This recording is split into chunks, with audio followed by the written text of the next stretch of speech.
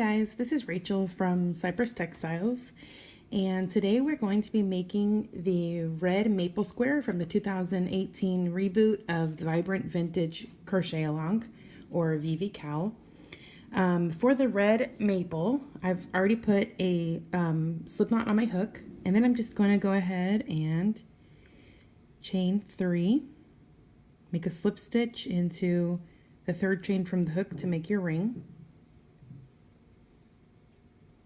In the ring, make a beginning DC, which is a single crochet, chain 1, and 15 double crochet. Alrighty, so I have my 16 double crochet all together, including the beginning DC, and now I will join into the chain, the first chain of the round, which is the chain of that beginning DC, with the slip stitch. In the next stitch, not the joining stitch, the next stitch, we are going to make a beginning DC. Just go straight into your single and make your chain.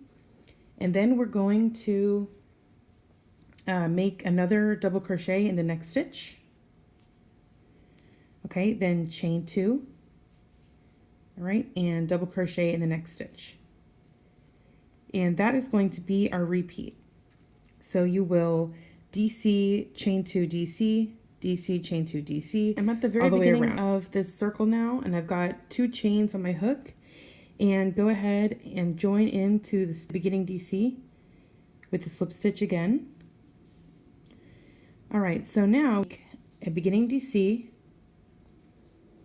and then a regular double crochet as well. All right, both in the joining stitch, and then in the next stitch, make 2 double crochet.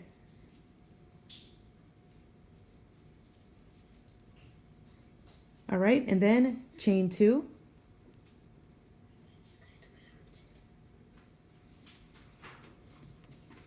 Make 2 double crochet in the next DC.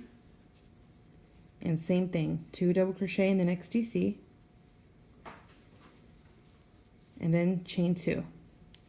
Okay, so that's going to be our repeat around. Now I've gone around my circle and I have 2 chains on the hook. And instead of joining our round, I'm going to just go straight into making a beginning DC into this first stitch right here. So I'm going to kind of get real close to it and make a single crochet and then make a chain. So that's how we're joining our rounds with a beginning DC. And that's because over the next 3 stitches, I'm going to DC them together. So we're going to do DC 3 together. So we'll go yarn over, insert the hook, pull up a loop, and draw the yarn through 2 loops on the hook. And now we're leaving this stitch behind. We're just making double crochets, but instead of completing the last step, you're going to leave a loop on the hook. And we'll do that 3 times. So this is a beginning DC 4 together because it's the first decrease of the round. So we're starting with a beginning DC. Then we're going to yarn over and draw the yarn through all 4 loops. Okay, and now I'm going to chain 4 stitches and single crochet in the chain 2. Okay, chain 4. And now for the full DC 4 together, yarn over and insert the hook just like before, pull up a loop, draw the yarn through 2 loops, and go ahead and do that 3 more times so that all of our 4 DC are decreased together. Okay, draw the yarn through all 5 loops on the hook and chain 4.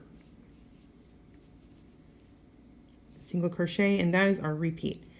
So you're going to single, chain 4, DC 4 together, and then same thing, chain 4, single. Okay, so I've got a chain 4 on my hook, and I'm at the very beginning again. So now I'm going to join in this cluster. So I'm going to grab all of the front loops of this cluster all the way through. I'm basically putting all of the loops back on the hook, and then I can make my slip stitch. And that's how I always join into a cluster, just so that the slip stitch lies flush along with the loops, and it gets me ready to work into my chain space. So I'll just start with 3 single crochet in the chain space for the next round. And then chain 1, 3 singles in the next chain space. Chain 1, and again, 3 singles. But now you're going to chain 3 because this is your corner. Then 3 single crochet in the next chain space.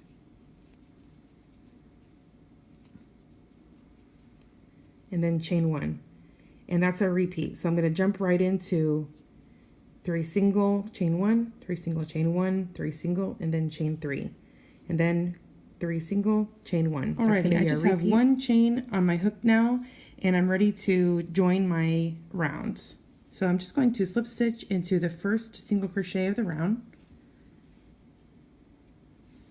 And now I'm ready to make some single crochets to finish this row. So starting with the next stitch, single crochet into 2 stitches and then a chain space, single crochet into 3 stitches and a chain space. And now we're at the corner and we're going to skip these 3 singles here. So we've worked the one in the chain space, but we're going to skip these 3. Alrighty, in our corner we're going to make 4 double crochet,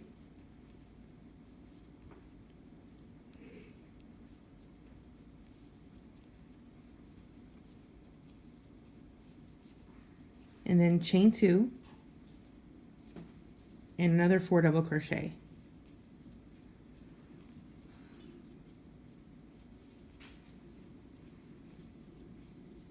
All right, and skip these 3 singles and just make your single crochet straight into that chain 1. Okay, so now we're going to keep going with our single crochets. Once you do 1, that's your repeat, because you have 2 more here and then 1 in your chain space, 3 singles, another 1 in your chain space there, and then your corner. 4 doubles, 2 chain, 4 doubles, and then start straight into your next chain space, skipping over these 3 single crochets and then another single, and that's your repeat. So go ahead and work that way all the way around until you're ready to join. So now that my final 2 single crochet are done, I'm going to join my round into the first single of the round there with a slip stitch. All right, and my last round is just to make single crochet in all the stitches around and then have 3 singles in the corner as well. So I've gone ahead and joined my round and cut my tail there. So this is what our square is going to look like. And I'm going to weave my tail. So in the stitch to the left of the joining stitch, I'm going to insert the hook back to front and grab my tail and bring it to the back. And then in the stitch to the right of the joining stitch, bring your hook back to front through the back loop only, and then grab your tail and bring it behind. The reason I always show you guys this at the end of the square is just because it's a great way to weave your ends as you go, so you don't have to worry about them when your blanket is all finished. And I find that it really hides the tail very nicely. So when it's finished, you can either cut it or work back over it whenever you edge your squares or join them together if you're not edging. And that will make it extra secure, but I do find that they don't come out in this whenever I weave them in this way. So that is our red maple square. I hope you guys enjoyed it, and I'll see you on the next one. Happy crafting!